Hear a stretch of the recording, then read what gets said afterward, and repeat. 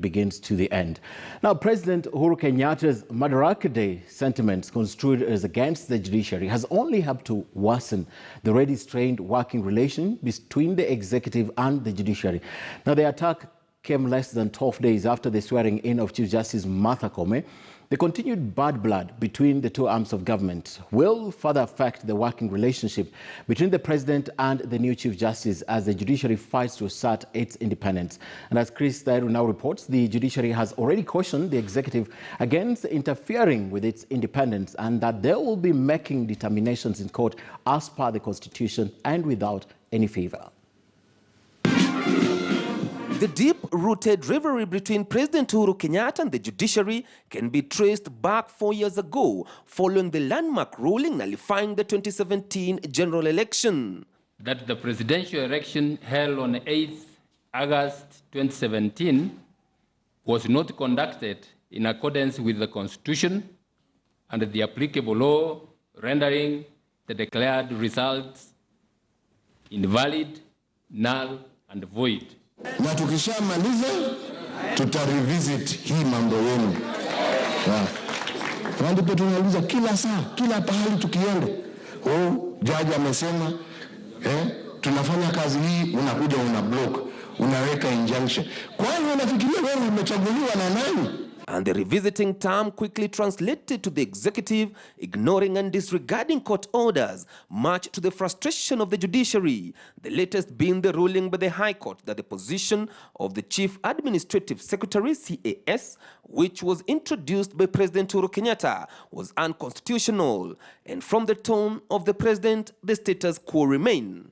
I am also compelled by my position to heed the sovereign and supreme voice of the people of Kenya. However, according to constitutional lawyers, the president's actions will only dent his legacy. There's every chance that Uhuru Kenyatta could be the first, president in Kenya after exiting office who will be riddled in legal disputes in court based on what he did, based on the decisions he made, and based on the court's decisions that have been made, which he has not complied with. He's annoyed. He's angry.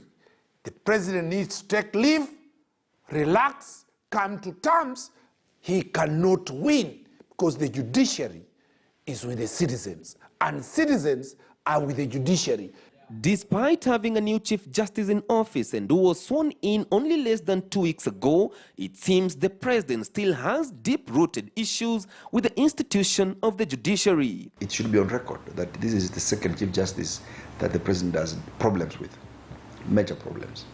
And being the case, perhaps we could easily make an assumption that the problem is in the presidency and the president. It is not the judiciary. The war between President Uhuru Kenyatta and the judiciary is going to escalate. The judiciary must fight to get their independence. They will not be given.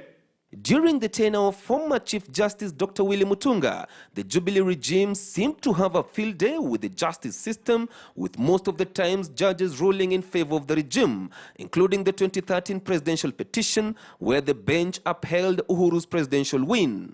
So, by the end of his term as president, his legacy will be a leader who never respected the rule of law, the Constitution, and constitutionalism. Interdependence of the judiciary is not on decision-making. It is on other issues.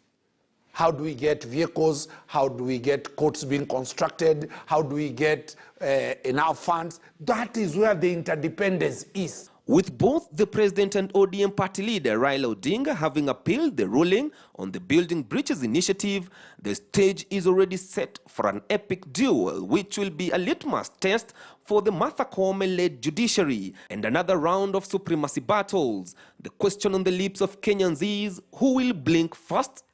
Chris Thairu, KTN News. Right, who will blink first? That sentiment or that discussion, of course, brought in a lot of hate and passion. It's part of my discussion tonight with my